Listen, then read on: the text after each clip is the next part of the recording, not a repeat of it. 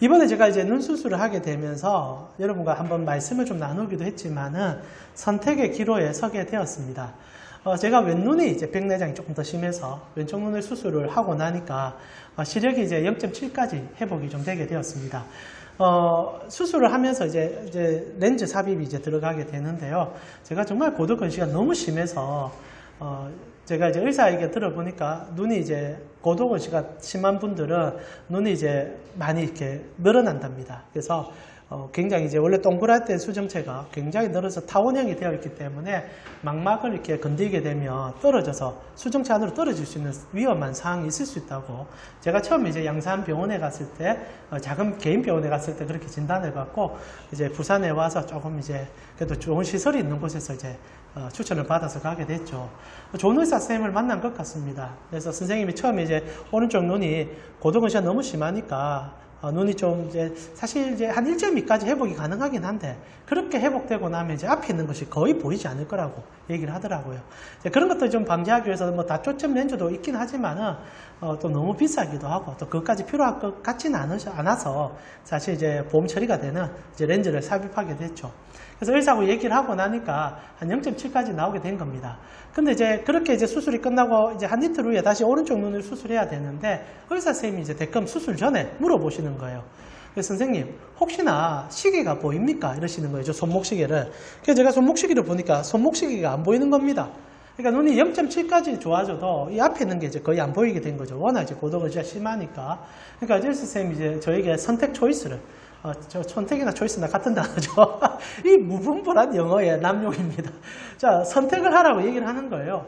한쪽 오른쪽 눈은 시력을 조금 낮춰서 근시를 남겨두면은 가까운 것이 보이게 될 것입니다. 그러나 실제로 이제 시력이 오른쪽 눈은 떨어지게 될 겁니다. 이라고 얘기하더라고요.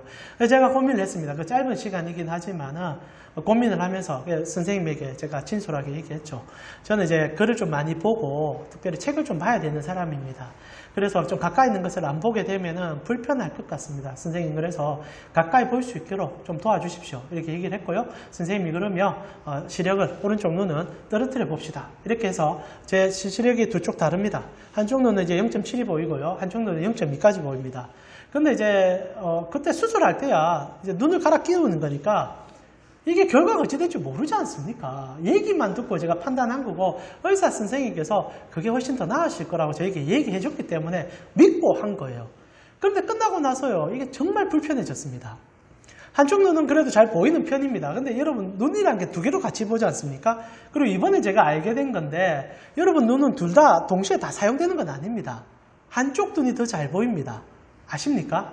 그래서 이번에 제가 알게 됐는데 여러분도 집에 가서 한번 테스트 해 보십시오. 양눈을 하나씩 가린 다음에 여러분 이렇게 삼각형을 손으로 만드시고 손으로 삼각형을 보고 있는 상황에서 가리고 보면은 한쪽은 안 보여요. 이 삼각형이 벗어나 있습니다. 그랬을 때 내가 삼각형을 보고 있는 이 상황에서 눈으로 봤을 때 보고 있는 그쪽 눈이 늘 쓰는 눈이라는 거죠. 한쪽 눈은 도와주는 눈인 겁니다. 근데 저는 이제 오른쪽 눈이 실제로 이제 제대로 보는 눈이고 왼쪽이 좀 돕는 눈인 것 같아요. 근데 이제 왼쪽 눈이 좀 시력이 좋습니다. 근데 오른쪽 눈이 시력이 좀 떨어진 상황이죠. 그러니까 처음에 너무 불편한 거예요. 잘 보이는 것도 아니고 그리고 안 보이는 것도 아니고 그래서 글도 잘 보이고 그런데 여러분 얼굴이 좀 희미하거든요 지금. 이게 이제 불편해진 거죠. 이래 될 줄 몰랐습니다. 그래서 한 일주일에 좀 불만스러웠어요. 그러니까 다시 수술해야 되나? 그럴 수는 없지 않습니까? 그래서 돈을 좀 들였으라도 다초점을 했어야 되나? 이런 화가 좀 나기도 하고요. 일주일은 이제 적응기니까 이제 시력도 변동이 있고 여러 가지 이제 변화도 있을 거라고 얘기했기 때문에 참아봤습니다. 그리고 지금 이제 한 달이 넘었거든요. 지금은 선생님에게 너무 고마워요. 양극단입니다. 저는 한쪽은 참 잘 보이고 한쪽은 잘 안 보이는 편인데 그때는 이제 이 두 개가 다 안 보인다 생각하니까 이게 너무 불편한 거죠. 이왕이면 그냥 아예 멀리 있는 게 잘 보이든지 가까이 있는 게 잘 보이든지. 근데 생각해 보니까 어정쩡하더라도 둘 다 잡혀버리니까 잘 보여요. 지금 안경 보고 생활합니다. 집에서는 안경 안 써요. 다만 이제 제가 이제 설교 작업이나 책을 볼 때는 책을 볼 때 문제가 안 되는데 좀 컴퓨터 모니터가 제일 멀리 떨어져 있거든요. 그러면 이제 가벼운 안경 하나 쓰고 보고 하는데 편해요. 실제로 이제 보고 생활하고 책 볼 때는 안경을 안 써도 되고요. 그러니까 생각해 보니까 오히려 선생님께서 한쪽 눈에 극단을 집어넣어 주심을 통하여 저는 제 안에서 그게 균형이 맞춰져 버리더라고요. 그래서 지금은 무엇보다 편합니다. 사실 참 좋아요. 참 좋고 지금 이렇게 여러분 눈 안경 벗고 여러분 볼 수도 있고 그러면서도 설교 원고를 볼 수 있죠. 만약에 제가 한쪽 극단만 선택했다면 이거 아예 불가능할 겁니다. 그래서 원고를 보려면 안경을 쓰든지 아니면 여러분 보려면 뭐 안경을 쓰든지 둘 중에 하나를 선택했을 것인데 지금 오히려 부족할지나 한쪽 극단들을 제가 선택하는 바람에 두 개가 동시에 되는 이런 좋은 일들이 생겼죠. 극단은 만나지는 않습니다. 한쪽 극단은 언제나 한쪽 극단에 경멸하고 한쪽 극단은 한쪽 극단과 다른 방향을 가게 되어 있죠. 그런데 말입니다. 이 두 개가 만나진다면 시너지가 있지 않겠습니까? 그래서 언제나 우리는 두 개를 만나기 위해서 서로가 연합하기 위해서 무분별하게 아니 무단히 노력을 합니다. 사실 모든 것은 극단을 향해서 달려가는 취향이죠. 우리나라 같은 경우에도 정당도 양쪽으로 기울어져 있지 않습니까? 그래서 너무 양쪽 정당으로 가다 보니까 중간에 있는 정당들이 좀 있어야 된다 얘기하지만 사람의 심리가 중간을 좋아하진 않아요. 일부는 좋아할 줄 몰라도 대부분 다 극단으로 가는 게 편합니다. 그래서 정말 극단적인 보수. 그러나 여러분 민주당이 또 진보라고 하지만은 극단적인 진보는 하지만 보수 중에서는 극단인 진보. 그래서 같은 보수지만은 한쪽 보수와 또 양극단의 보수 속에서 우리가 갈등하고 고민하는 것처럼 그러나 이제 그것이 연합되고 환경이 하나가 되어서 가면 참 좋지만 안 그런 것처럼 극단은 만나지 않는 기준점이고 그러나 만나지면 가장 좋은 시너지점이 일어날 수 있는 거지만 그게 참 쉽지 않다는 거 알고 있을 것 같습니다.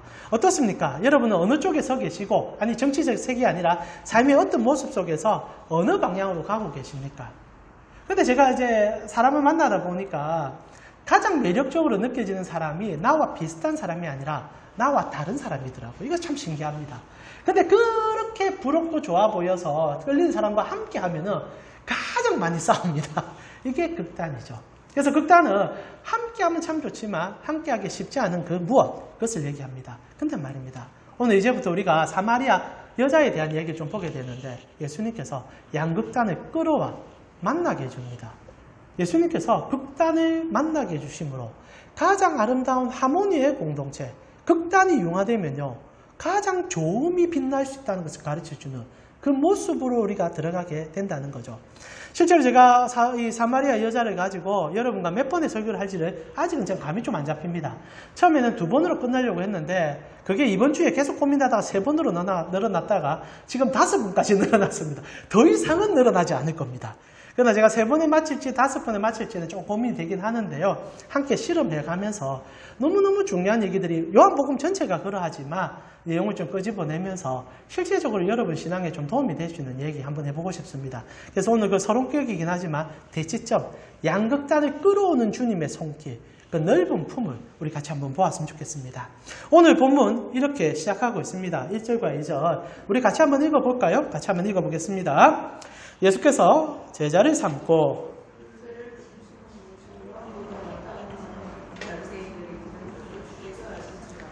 예수께서 친히 세례를 베푸신 것이 아니요 제자들이 베푼 것이라. 자, 사마리아 여인에 대한 이야기 여러분이 한 번쯤 설교를 통하여 아니 혹시나 처음 들어보는 분도 계실지 모르겠지만 대부분 교회 생활을 하셨다면 한 번쯤 들어보셨을 것입니다. 그러나 이 얘기들은 스쳐 지나가는 것 같아요. 그 시작이 어떻게 시작되는가? 예수님께서 뭔가 큰 위기감 속에서 쫓겨나고 있는 모습 속에서 시작하고 있다는 것을 발견치 못하며 진짜 사마리아 이 여인에 대한 이야기가 왜 중요한지를 모를 수 있다는 생각이 조금은 듭니다.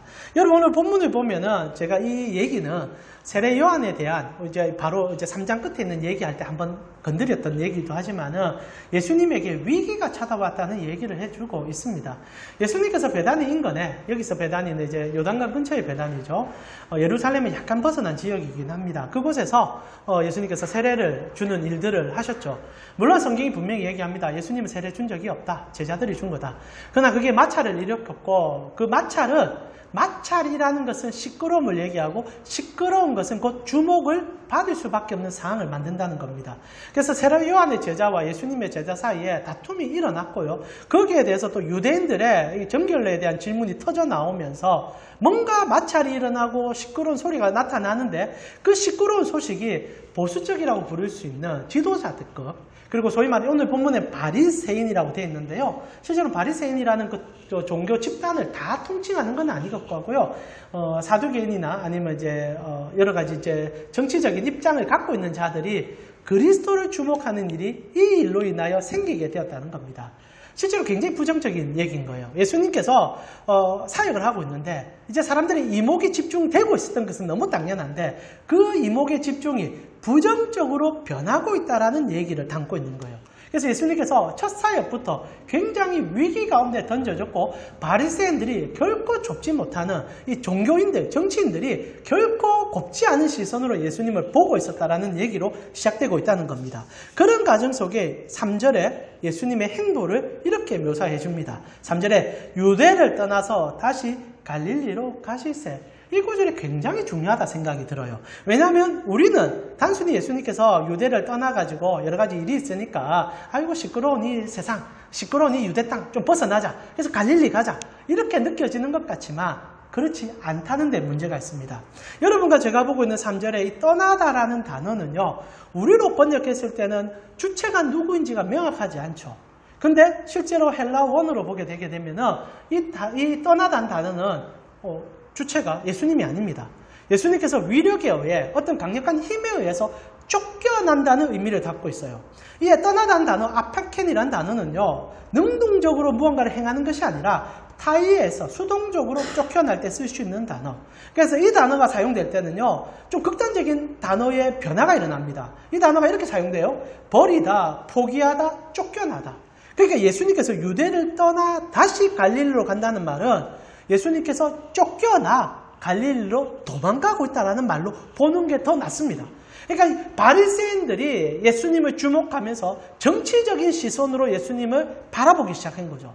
그러니까 예수님께서는 그런 의도가 전혀 없는데 사람들이 오해를 시작하고 자기들의 노선에 서지 않는 예수는 가치 없는 인생이라고 여김으로 공격적인 자세로 돌아서는 순간 예수님은 피할 수밖에 없는, 사실 이게 시작이죠. 공생의 3년 동안 예수님은 종교 지도자들과 끊임없이 대치점에 서 있었고 이것은 강도를 더해갑니다. 마지막 3년차 될 때는 죽이려고 하죠. 단 3년 만에 사람을 죽이려고 하는 거예요. 언제나 정치에는 대적자를 죽이려고 하는 마음들도 있겠지만 너무 심할 정도로 예수의 행보에 대하여 반감을 가졌고 이렇게 분노를 가지고 있는 것이 성경의 기록이죠. 그 시작점을 여러분과 함께 보고 있는 겁니다. 그래서 예수님께서 예루살렘에서 성전을 엎으시고 니고데모도 정치 지도자예요. 그를 만나면서 어느 접점을 찾으려고 했지만 단 하나의 접점을 찾지 못했고 결국 예수님은 도망가듯이 쫓겨나가 갈릴리로 올라갈 수밖에 없는 여정이었죠. 자, 상상을 해봅시다.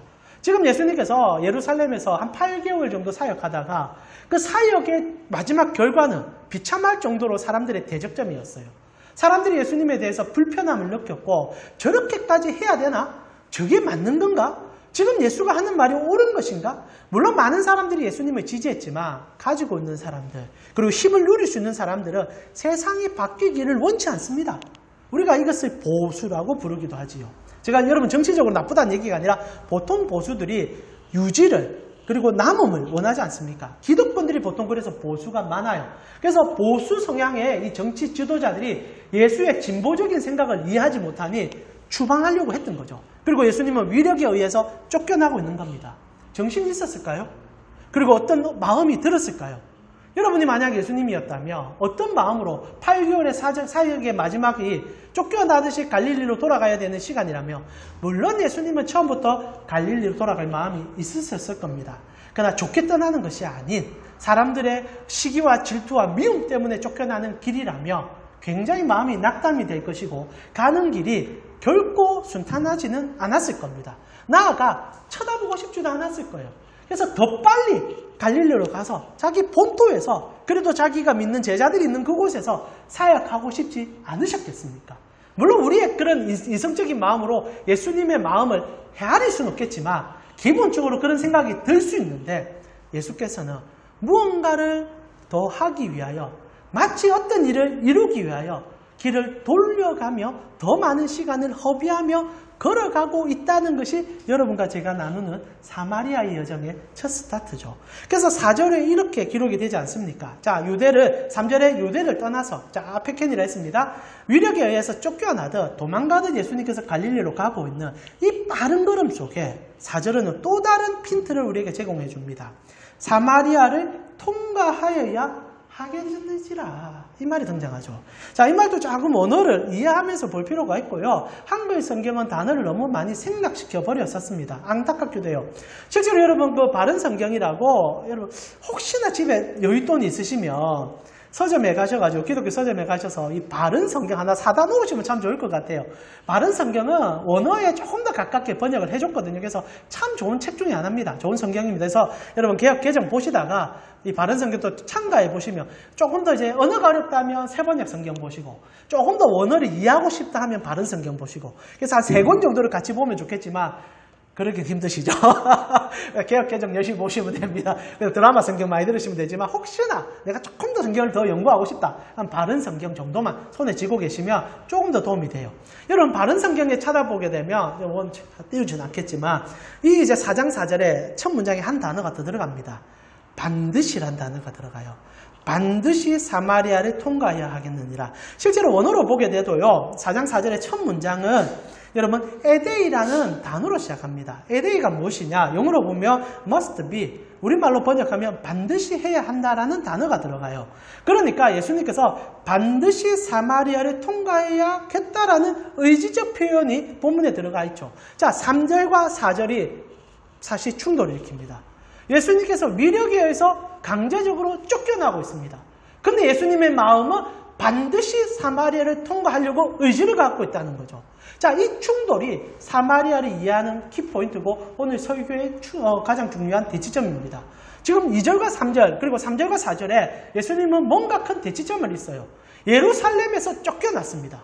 근데 예수님께서는 사마리아를 향하여 마음을 다하여 달려가고 있다는 거죠. 어떤 힘에 의해서 어떤 상황에 의해서가 아니라 모든 것이 예수님의 주관 안에서 이루어지는데 한쪽은 쫓아내고 한쪽은 예수님께서 달려가게 만드는 그 힘이 있는 곳, 그것이 오늘 여러분과 제가 보는 사마리아의 첫 시작점이라는 겁니다. 물론 여러분, 저도 여러분과 성경 공부를 한다든지 이 본문을 가지고 제가 이 본문만 가지고 설교를 여러 번 했더라고요. 제 설교를 한 번도 빠짐없이 다 남겨놓고 있습니다. 그래서 같은 설교를 반복 안 하려고 참 노력을 하는데 그날 한 번씩 옛날 설교도 가져와서 설교할 때도 있습니다. 부끄러운 일이긴 하지만은. 그러나 제가 이제 이전에 제가 했던 설교를 살펴보니까 이 부분에 제가 어떤 설교를 했느냐. 반드시 사마리아 통과해야 된다는 얘기를 가지고 사실 사마리아 여인에게 포커스를 좀 많이 맞췄어요. 그리고 아마 그렇게 설교를 하려는지도 모르겠습니다만은 그게 좀 위험한 설교가 될 수 있거든요. 그래서 다음 주에는 제가 그 얘기를 여러분에게 풉니다. 사실 반드시 사마리아를 통과한다는 이 얘기를 가지고 예수님께서 사마리아 한 여인을 위하여 모든 것을 다 팽개치고 한 사람을 찾아가는 예수님, 위로는 되죠. 그런데 이게 굉장히 큰 우리 신앙적 위기가 올 수 있는 해석이거든요.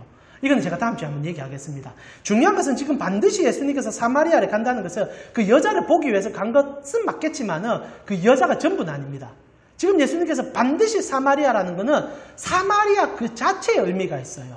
자, 오늘 우리 그걸 좀 붙잡아야 됩니다. 자, 첫 번째 대치점은 예루살렘에서 쫓겨났다는 것과 예수님께서 사마리아를 반드시 가야 된다는 이 두 주명에 대한 대치점이 예수님 안에서 서 있다라는 겁니다. 자, 여러분 오늘 우리가 본문을 제대로 이해하려면 사마리아라는 지역을 조금은 알고 계셔야만 합니다. 그래서 여러분 주보에 사마리아 얘기를 제가 주보 이제 하단에 적어놨지요. 보기가 힘드실 겁니다. 제가 최대한 많이 넣어보려고 빡빡하게 평자 다 줄여가지고 집어넣어가지고 잘 보이실런지 모르겠는데 이게 이제 여러분 뭐 라이프 이제 성경 이제 사전에 나오는 내용을 그냥 담아 놓은 겁니다. 참조하시면 도움이 되실 거예요. 사마리아의 역사적 배경. 근데 이제 이 사마리아 이야기는 우리가 성경에 나오는 이야기까지만 알고 있어서 그 이후의 얘기들을 잘 모르는 것 같아요. 근데 오늘 예수님께서 사마리아를 방문하는 이유는 그 이후의 이야기가 조금 더 중요하다는 사실이죠.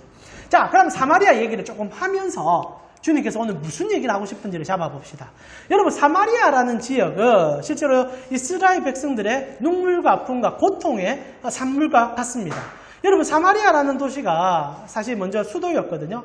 지금 우리의 성경에는 나라로 표현이 되고 있지만 이 도시가 어떻게 형성되었는가, 그것을 먼저 알기 위해서는 솔로몬의 죄악부터 알 필요가 있다는 거 아실 거라 생각합니다. 여러분, 솔로몬은 우리가 지혜의 군주, 그리고 성공한 군주 때문에 사람들이 많이 포커스를 맞추지만 성경은 거의 90% 솔로몬을 욕합니다. 우리만 좋아하는 인물이에요. 이게 참 아이러니 아닙니까? 한국 교회는 솔로몬 참 좋아해요. 왜냐하면 지혜의 왕이니까. 그리고 모든 부와 권력을 소유한 자니까. 그러나 여러분 선지서를 포함하여 역사의 많은 기록들은 솔로몬부터 나라가 망했다라는 것을 명확하게 제시하고 솔로몬이 우상 숭배의 근원점이었다는 것을 가르쳐줍니다. 솔로몬은 물론 성전 지은 건 잘한 것 같아요. 그러나 성전은 8년, 자기 왕궁은 20년, 정말 모든 에너지를 다 써서 자기의 왕궁을 짓는 데 힘을 썼던 인물이고 부와 권력을 유지하기 위하여 하나님의 말씀을 초계처럼 버렸던 인물, 그런 인물이었습니다. 그로부터 온 세상의 이방의 우상들이 다 들어왔고요. 그 우상을 음란하게 섬겼고 그 여인들을 위하여 궁을 지어줬던 인물, 지나친 토목곡사로 백성들의 피눈물을 빨아먹었던 왕, 그가 솔로몬입니다. 그러나 그의 강력한 견제군주적 힘은 그 백성들로 말을 할 수 없게 만들었는데 솔로몬이 죽고 나자 이스라엘은 요동치기 시작하죠. 10지파가 모여와서 얘기를 합니다. 솔로몬이요. 그리고 솔로몬 너희의 그 아들 이제 르호보암이죠. 르호보암에게 찾아가서 르호보암이요. 더 이상 우리가 노역에 지쳐서 일을 살기가 너무 힘듭니다. 이제는 우리를 좀 풀어주십시오. 그렇게 토목공사 많이 했으면 이제 됐지 않습니까? 우리도 이제 과도한 세금에서 좀 벗어나고 지나친 노역에서 벗어나 좀 인간답게 살았으면 좋겠습니다. 합당한 이야기를 합니다. 그러나 그의 아들, 아버지로부터 배워서 그런지 모르겠지만 동료들의, 친구들의 이야기를 듣고 그 어른들의 이야기들을 무시해버립니다. 우리 아버지보다 내가 더 강력한 힘으로 너희를 억압하리라. 그리고 10지파가 합심하여 우리와 너희가 무슨 상관이냐? 언제부터 우리가 다윗의 종이었냐? 다윗을 쳐버립니다. 그리고 이제 여로보암이라는 인물을 통하여서 이제 나라를 수립하게 되죠. 그것이 우리가 아는 북이스라엘이라는 나라입니다. 북이스라엘이 그렇게 형성되면서 실제로 이스라엘은 두동강이 나버렸고요. 다윗의 지파들은 세력을 많이 손실했죠. 실제로 이제 2지파만 남았지 않습니까? 다윗과 베냐민. 나머지 10지파는 북쪽에서 더 막강한 힘을 형성합니다. 여러분, 우리가 성경을 보면은 꼭 유다가 더 잘하는 것 같죠? 근데 성경은 그렇지 않아요. 세상 역사는 그렇지 않아요. 북이스라엘이 더 잘 살았습니다. 북이스라엘이 더 잘 됐어요. 그러나 북이스라엘은 언제나 혼돈스러웠습니다. 여기서 참 우리 신앙은 갈등이 시작되죠. 잘 먹고 잘 살 것인가? 하나님은 하나님을 따를 것인가? 참 아이러니하지만 잘 먹고 잘 살았던 북이스라엘은 언제나 피비린내가 끝이 나지 않았어요. 나라는 잘 사는데 언제나 나라가 바뀌어요. 왕이 바뀌고 서로가 서로를 못 믿고 계속 무언가가 이상하게 흘러가요. 그래도 나라가 잘 사니까 사람들이 자꾸 속아요. 아, 이 괜찮은 거구나. 북이스라엘은 남유다는 북이스라엘보다는 잘 못 사는데 그래도 정치가 안정돼 있고 나라는 그래도 나름대로 괜찮게 흘러가고 성군들이 많이 배출이 돼요. 참 이 아이러니. 거기에 어찌 보면 우리가 속기도 하고 속이기도 하는 것 같아요. 자, 중요한 것은 이렇게 북이스라엘이 형성되고 나서 역성혁명이 수없이 일어나다가 오므리라는 걸쭉한 왕이 등장하게 됩니다. 그 유명한 오므리 왕가죠. 아합이라는 인물도 오므리 왕가에 소속됩니다. 이때 오므리가 천도를 하지요. 나라를 이제 수도를 변화시킵니다. 그때 들어갔던 수도가 사마리아예요. 이름은 망대라는 지역입니다. 그 지역에 들어가고 나서 나라가 망할 때까지 그는 그 북이스라엘의 수도로 존재하게 됩니다. 근데 재밌는 게 뭔지 압니까? 여기까지는 성경의 역사입니다. 그러다가 이제 나라가 망하게 되지 않습니까? 북이스라엘이 먼저 망해요. 이때부터 이제 사마리아는 눈물의 땅이 됩니다. 이 아수르, 이제 우리가 아는 이제 역사적 인물은 아시리아. 아시리아가 강력한 절대군주의 힘으로 북이스라엘을 망하게 만듭니다. 그리고 아시리아라는 나라는 피해 나라였거든요. 이제 대부분 쓰는 정책이 그 민족성을 말살시켜서 아시리아의 그 강력한 그리고 그 좋은 문화권으로 투입시키려는 일들을 했어요. 마치 일본처럼, 한나라처럼 일본처럼 민족성을 말살시키는 것이 그들의 주된 목적이었습니다. 그래서 북이스라엘의 인구의 대부분을 자기 나라로 데려가요. 강제로 이주시킵니다. 아무것도 안 주고. 그리고 그 여자들을 그 이제 아시리아에 있는 여러 사람들에게 나눠주는 거예요. 마치 전리품처럼. 그리고 피를 섞어버립니다. 그리고 이제 아시리아에 있는 많은 남성들이 북이스라엘에 또 들어와서 피를 섞어버립니다.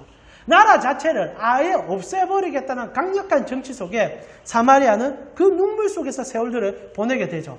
그 세월이 거의 한 500년 됩니다. 그러니 혼혈이 되고도 계속 혼혈이 된 거죠. 이런 혼혈이 아닌 나라가 어디에 있습니까? 그런데 역사적인 이 강점이 너무 강하다 보니까 유대인들이 바라볼 때는 저주받은 민족으로 보이기 시작한 거죠.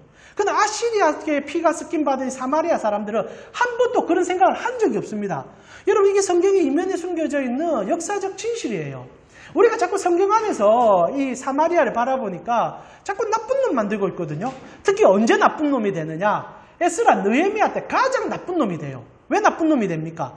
에스라 느헤미야 때 성전을 이제 재건하기 위해서 남유다는 그래도 언제나 하나님께서 지켜줬어요. 이게 사실 은혜죠. 지켜주면 포용성이 생겨야 되는데 지켜주니까 더 독단적으로 바뀌고 보수적으로 바뀌어가지고 악랄해지는 거예요. 저는요, 에스라 느헤미야 보면은 자체 기준점이 헷갈릴 때가 참 많아요. 여러분 생각해 보세요. 그들이 이제 바벨론에게 잡혀갈 때는 피해 스김이 없었습니다. 이 바벨론이 그래도 괜찮은 나라인 게 유대의 정통성을 지켜줬고요. 종교성을 인정해줬어요. 그러다가 메대와 바사가 합쳐져서 페르시아가 됐을 때 그 나라는 온 민족의 종교를, 온 민족의 역사를 다 인정해주는 열린 제국이 됩니다.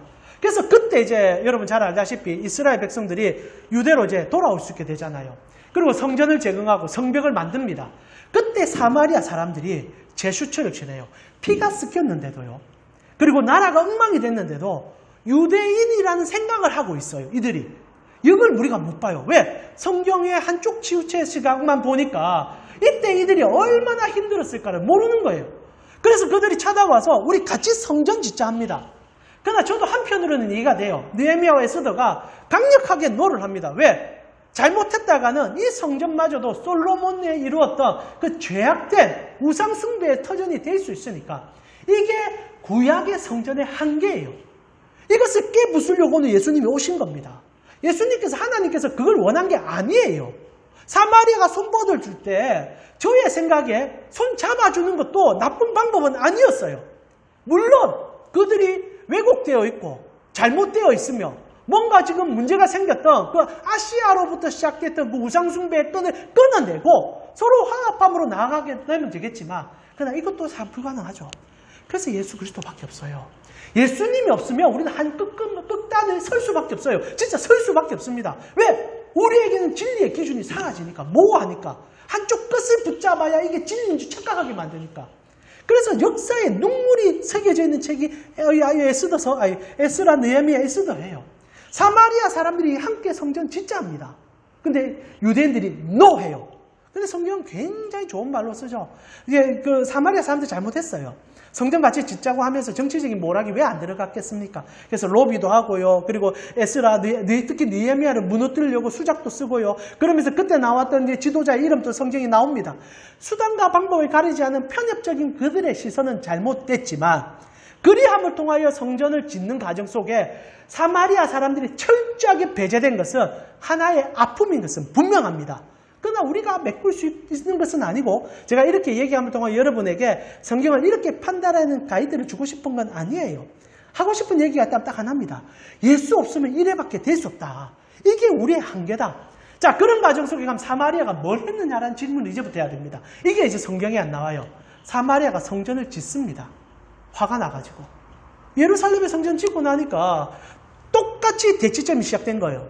성전이 시작되면요, 이 사마리아가 자기 나름대로 하나의 세력을 형성하고 있는데 이제 갈라졌잖아. 유대 땅에서 NO 한 거예요. 너희와 우리는 다르다. 피가 다르다. 그러니까 이들이 화가 나잖아요. 그럼 어떻게 합니까? 그러면 우리도 성전 우리가 지을 수 있다. 그래서 사마리아의 성전을 지었어요. 그게 지금 이 여인이 얘기하는 그 성전입니다. 그러니까 북이스라엘이 이전에 지었던 성전이 아니라 이런 아픔 속에서 북이스라엘이 지었던 그 사마리아 베델과 단에 두 성전을 짓고요. 사마리아에도 성전을 지었는데 이거 다 아시리아가 다 초토화시켰습니다. 그런데 다시 한번 중간기 때 사마리아의 성전이 세워져요. 그러면서 역사성 확보성을 사실 예루살렘과 다른 그들이 가져가려고 합니다. 여러분 오늘 보면 우리가 계속 보겠지만 사마리아의 성전이 어디에 세워졌느냐? 야곱의 우물가에 세워지거든요. 이거 정말 중요합니다. 왠지 아십니까? 아브라함이 제일 먼저 가나안 땅에 도착해서 예배드린 장소가 이 아브라함의 우물터예요. 그러니까 제일 먼저 예배드린 처소가 거기죠. 그러니까 유대인들은 하나님이 명령하신 예루살렘에서 예배드리고 그들은 아브라함이 처음 예배드렸던 그 성소에서 예배드리는 거예요. 그러니까 어느 곳이 먼저입니까? 라고 사마리아 여자가 물어보는 것은 이 여자가 단순히 아무것도 몰라서 하는 얘기가 아니라 이런 역사적 현실 속에 어느 쪽에 더 정통성이 있느냐라는 얘기를 하는 거죠. 자, 이렇게까지 얘기하면 여러분 재미가 없어서 또 벌써 여러분 참 감사한 게 뭔지 압니까? 제가 이제 안경을 벗으니까 여러분 자는지 안 자는지 잘 몰라요. 여러분의 얼굴에 실루엣만 보이기 때문에 너무 제 설교를 잘 듣고 있다라는 이 착각에 빠져가지고 제가 흥이 나서 설교를 합니다. 무슨 소리 하는지 잘 모르겠습니다만. 자, 그러면서 사마리아 성전을 짓습니다. 자, 유대도 성전을 짓습니다. 대치점이 시작돼요. 근데 이게 언제 무서운 일이 일어나느냐. 이렇게 하면서 역사는 이제 바벨론도 망하고 페르시아도 망하고요. 헬라 제국이 들어서게 됩니다. 그럼 헬라가 들어와서 유대 땅의 성전도 토토화시킵니다. 그때 사마리아 성전 손 안 대요. 그런데 중요한 게요. 언제냐? 이제 헬라 제국이 힘이 빠지고 로마 제국이 이제 중동을 지배하려고 하는 그 시점에 잠시 정치적 공백기가 이루어졌을 때 유다가 혁명이 일어납니다. 마카비라는 인물을 통하여서 유다의 땅들을 회복하여 솔로몬이 이루었던 제국의 대부분을 다시 한번 차지하는 적이 있습니다. 이게 성경에 나와요. 수전전. 나라를 회복한 절기를 하여 이제 로마가 다시 한번 강력한 정제 정권을 이제 펼치기 전에 단 한 번이지만 마카비를 통하여 왕정이 회복되게 됩니다. 이때 유대인들이 무슨 짓을 하느냐? 사마리아 성전을 파괴해요. 자기가 성전이 파괴됐던 것처럼 저 우상의 집권자 그리고 우상의 전초점. 사실 사마리아 성전은 온전히 하나님을 바로 예배하는 처소는 아니었습니다. 그런데 유대인들 눈에는 얼마나 미웠겠습니까? 발로 밟듯이 쓸어버립니다. 이 얘기는 전혀 나오지 않죠. 그리고 사마리아 사람들은요, 강력한 마카비의 정권으로 인하여 억압과 눈물과 정말 치욕의 역사로 떨어집니다. 지금 딱 이스라엘과 즉 팔레스타인의 대치점이 그 전에도 있었다는 거예요. 유대인들이 힘을 가지니까 그 사마리아 사람들은 얼마나 잔혹하게 짓밟을 받는지. 그러다 이제 로마가 집권하면서요, 이제 헤롯이라는 왕이 등극하면서 사마리아 숨을 좀 쉬게 된 겁니다. 이게 아이러니죠. 유대가 만약에 집권했으면 사마리아는 멸절했을 거예요. 근데 헤롯이라는 이 이두메인이 등극을 하면서 로마가 붙잡았기 때문에 사마리아가 살아남은 거예요. 예수님께서 얼마나 가슴이 아팠겠습니까? 왜냐하면 그들도 하나님의 백성인데, 실제로는 같은 유대인인데, 역사의 아픔 때문에 그렇게 된 건데, 그 현상에 대해서는 아무도 얘기 안 하고 결과만 가지고 따지고 있으니까. 그래서 예수님은 사마리아를 방문할 수밖에 없었던 거예요. 예수님은 죽을 때까지 사마리아는 가슴에 담겨있는 그분의 마스터키였습니다. 그래서 예수님께서 나중에 십자가에 못 박히고 부활하셨을 때 복음이 어떻게 흘러간다 얘기합니까? 온 유대와 사마리아와 땅끝. 사마리아는 중간에서 거치는 형태가 됩니다. 여러분, 이게 왜 중요한 말인 줄 압니까? 사마리아가 다리가 될 거란 얘기예요. 유대인들이 이방으로 가려면 너희가 가장 원수로 생각하는 사마리아를 건너야 된다는 얘기입니다. 단순히 지형적 변화도 얘기하겠지만 사마리아를 중간에 집어넣음을 통하여 신앙이 가야 될 대치점을 극복할 방향을 얘기한 거예요. 언제나 신앙은요, 사마리아를 건너야 갈 수 있습니다. 오늘 그래서 사마리아에 들어오신 예수님을 보여준다는 거죠. 자, 이렇게 함을 통해서 예수님께서는 지금 예루살렘이라는 한 지형과 사마리아라는 한 지형 속에서 극렬한 대치점을 오가면서도 그 급박한 순간에도 이렇게 찾아감을 통하여 우리에게 굵직한 주제를 던지고 있다는 겁니다. 자, 대치점은 여기서 끝나지 않습니다. 실제로 예수님께서 사마리아 지역과 이제 우리가 3장에서 봤던 이 유대 지역은 끊임없는 대치점 속에 서 있음을 여러분 제 설교 속에서도 끊임없이 보셨을 겁니다. 한번 찾아봅시다. 먼저 우리가 지역적인 대치점을 봤습니다. 예루살렘과 사마리아, 그리고 유다와 사마리아 함께 보았습니다. 오늘 또 시골 지역까지 들어가게 하지만요. 더 중요한 것은 사람들도 너무나 큰 대치점에 서 있다는 것은 제가 저번 주 설교도 잠시 얘기 드렸지 않습니까? 특별히 이제 사마리아에 방문했을 때 한 사람을 만나게 되죠. 누굽니까? 이름 한번 얘기해 보시죠. 누구죠?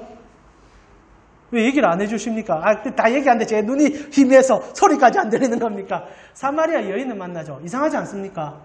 성경이 사람의 이름을 지칭을 안 해요. 이렇게 유명한 여자라면 이름을 말해줘야죠. 근데 이름이 없어요. 근데 유대에 있었던, 예루살렘에 있었던 사람은 누굽니까? 니고데모. 이름이 있죠. 벌써 이름 가지고 대치점을 세웁니다. 한쪽은 아예 이름이 밝혀지지 않은 인물, 한쪽은 이름이 드러났는데 그 이름의 이름도 세상이 모두 다 존경할 수밖에 없는 이름으로 등장하고 있죠. 여러분, 니고데모는 정치가요, 학자요, 그리고 도덕적으로 굉장히 높은 인지도를 갖고 있는 인물이었습니다. 성경은 니고데모를 대단한 인물로 묘사해요. 그러나 사마리아 여인은 어떻습니까? 지위도 묘사가 안 됩니다. 그리고 교육도 받지 못한 여인인 건 분명합니다. 당연하죠. 여자니까. 당시 여자들은 교육을 받지 못했습니다. 그리고 이 사마리아 여자 같은 경우에는 도덕적으로도 분명히 흠결이 있어 보이는 여자입니다. 오늘 묘사가 되잖아요. 성경 우리가 다 보진 않았지만은 남편이 5명이었다. 적어도 5번의 이혼을 경험했고 지금 사는 남자도 결혼을 한 건 아니고 같이 사는 동거남이었다 라고 얘기합니다. 자, 이것도 제가 다음 주에 얘기하겠지만은 이걸 가지고 많은 분들이 도덕적으로 흠 있는 여자였다라고 얘기했지만 안 됩니다. 도덕적으로 흠 있는 여자가 아니라 시대의 아픔을 온몸으로 겪고 있는 여성입니다. 마치 우리가 이렇게 요즘 만주삭 넘어가겠습니다. 그래, 중요한 것은 이 대치점 속에서 예수님께서 우리에게 무언가를 계속 전달하고 싶어 하고 있다는 겁니다. 니고데모, 그리고 이 여인, 그리고 사마리아, 예루살렘. 더 나아가 예수님께서 이들을 만나는 장소의 대치점. 한 여인을 만난 장소는 운물. 그리고 예수님께서 니고데모를 만난 곳은 숙소. 이런 장소의 대치점. 양극단에 있는 어떤 것. 이것을 통하여 예수님께서 무슨 얘기를 하고 싶은가? 첫 번째 우리가 생각할 것은 지금 예수님이 동시에 만나고 있는, 동시는 아니지만 어떻게 보면 같은 시점 안에서 만나고 있는 이 두 사람은 절대 서로가 만날 수 없는 사람이요. 서로가 섞일 수 없는 사람이라는 겁니다. 한쪽은 너무나 뛰어난, 그리고 유대 땅에서 정통적으로 살아가는 인생. 한 여인은, 사마리아는 어떻게 보면 짓밟힌 곳에서, 성경도 파괴된 곳에서 가장 비참한 현실을 살아내고 물 한 모금 먹기 위해서 12시에 그 운물을 찾을 수밖에 없는 여인. 근데 성경이 우리에게 던지는 묵직한 주제. 이 두 사람이 예수 그리스도를 중심에 두고 만나고 있다는 거예요. 물론 물리적으로 안 만납니다. 그러나 예수께서 그 둘을 만나주시면서 그 둘이 만날 수밖에 없도록 만든다는 거죠. 여기에 예수님의 놀라움이 드러납니다. 여러분 가만히 한번 생각해 봅시다. 지금 예수님께서 이 둘을 만나주게 하기 위해서 둘을 만나실 때 만나는 모습이 다 달라요. 만약 우리가 예수님께서 한쪽 극단에 달르셔서 극단에 맞추어 주셨다면 이 둘은 만날 수가 없게 됩니다. 그런데 예수님께서는요, 양극단에 쓰셔서 그들 속에 그들의 언어와 그들의 모습으로 만나준다는 거죠. 그래서 여러분 저희가 3장을 얘기할 때 니고데모를 만난 예수님은 매우 신학적이며 굉장히 학적이시고, 그리고 나아가 그 니고데모의 시선에 맞추어서 얘기가 진행되며 환경마저도 그와 맞추어져 있는 것을 보게 됐을 것입니다. 여러분 니고데모의 이야기를 우리가 한 몇 주에 걸쳐 봤지만 신학적으로 어렵잖아요. 굉장히 중요한 신학적 언어들을 계속 던져 나아갑니다. 학적인 언어가 난무해요. 니고데모가 나눌 수 있는 대학거리들입니다. 근데 여러분 사마리아 여자와 대화를 우리가 읽지는 않았지만 이제 꼭 보게 되겠지만 시장 언어로 예수님 접근합니다. 굉장히 조석적이에요. 우리가 성경의 묘사가 이렇게 문자로 정형화되어서 그렇지 한번 상상을 해보면 너무 저질적으로 얘기를 나누는 느낌도 있어요. 만나서 첫 마디가 뭡니까? 여자야 물 좀 달라. 유대인들은요 여자와 남자가 혼자 있을 때 얘기 안 해요. 문제가 생기기 때문에 얘기 안 해요. 우리나라하고 비슷한 상황입니다. 근데 얘기를 딱 시작해요. 그리고 여기서 얘기를 시작하면서 물 가지고 굉장히 삶의 밑바닥의 언어들이 터져 나옵니다. 여자야, 니 뭐가 필요한데? 우리가 좋은 언어로 표현하지 말고 그 당시의 언어로 표현해 봅시다. 뭐가 필요해? 나 목마르다. 야, 나에게 있잖아. 목마르지 않는 물 있는 거 알아? 물론 이제 존댓말을 썼겠죠. 물 있는 거 아십니까? 그러니까 여자가, 야, 그런 물이 있습니까? 우리로 표현하면, 야, 마르지 않는 자본의 생수를 내가 줄게. 마르지 않는 돈주머니 내가 숨겨놨어. 이런 얘기하는 거예요. 여자가 눈이 깜짝 뜨시죠. 돈 필요한 여자니까. 어디 그런 게 어디 있는데? 그러니까 예수님께서 야, 내가 그런 사람이야. 이래 말하는 거죠. 하나의 위트도 담겨 있으면서 어찌 보면 그 시장 언어를 가지고 그 여자가 이해할 수 있는 그 여자에게 만약에 이렇게 여러분 니고데모 얘기한 것처럼 노뱀 이야기하고 성경 얘기하면 알아듣겠습니까? 어떻게 보면 예수님께서 그 여인에 맞추어서 가장 어찌 보면 시장 언어를 가지고 와가지고 그 여자와 대화가 시작된 거예요. 그리고 놀라운 것은요, 이 두 사람이 그렇게 대화됐는데 전혀 부담감이 없었다는 겁니다. 결국 니고데모는 니고데모 나름대로 고민하게 만들고 이 여인에게는 그날 예수를 믿게 만드는 힘으로 그 언어적 접근과 삶의 접근과 환경의 접근을 통하여 만나주셨다는 거예요. 결국 어떻게 됩니까? 니고데모도 끝에는 예수를 믿어요. 예수의 그 고백 속에서. 그리고 이 여인은 예수님의 그 다가감으로 인하여 그날 예수를 믿게 돼요. 두 대치점이 예수라는 중간 매개자를 통하여 만나셨다라는 겁니다. 근데 그 일은 사람이 할 수 있는 게 아니죠. 양극단을 달려가며 그 양극단을 이해하는 단 한 분만이 할 수 있는 일이었다는 겁니다. 지금 예수님께서는요, 양극단에 서 있는 니고데모와 이 여인과 사마리아와 예루살렘과 그리고 우리가 생각하는 저 끝과 저 끝을 말아서 예수의 몸에 붙이는 거예요. 극단이 언제 만난 줄 아십니까? 극단이라는 것을 잡아서 몰아만 넣으며 서로가 만나져서 화합이 일어나요. 근데 이렇게 끌어올 힘이 아무도 없기 때문에 달려갈 뿐이었죠. 근데 예수가 그 끝을 잡으시고 그 끝을 잡아서 오늘 사마리아와 예루살렘을 엮어주시는 거예요. 그리고 얘기하는 겁니다. 여기에 복음이 있다. 예수 안에 복음이 있다. 내가 그로다. 이게 오늘 니고데모와 그리고 사마리아와 이 수가성 여인의 가장 중요한 핵심 포인트라는 겁니다. 사랑하는 우리 강식구 여러분, 서로 만날 수도 없었고 서로 대화할 수 없는 그에게 예수 그리스도는 길이 되어주셔서 만나게 해주셨습니다. 그러나 만나라고 하는 것으로 끝난 게 아니라 끌어당겨와 자기 안에서 만나게 해주셨고 그 만남을 통하여 욕망 속에 녹여서 그 나라를 이루어줬다는 거예요. 예수님은 실제로 양극단 언제나 끌어와서 넣었습니다. 여러분, 예수님께서 12제자를 뽑았을 때 어떻게 합니까? 제자들은 언제나 양극단에 있는 인물들로 채워져 있었어요. 가장 극렬하게 보여주는 인물이 2명인데요. 시몬이라 부르는 혁명파가 있었습니다. 열심당원 시몬. 베드로가 아닙니다. 이 시몬은요, 당시에 예루살렘의 회복과 그리고 이제 유다의 정치적인 복원을 위해서 목숨 바쳤던 독립부사입니다. 그런데 예수님의 제자 중에 누가 있습니까? 세리 마태도 포함되죠.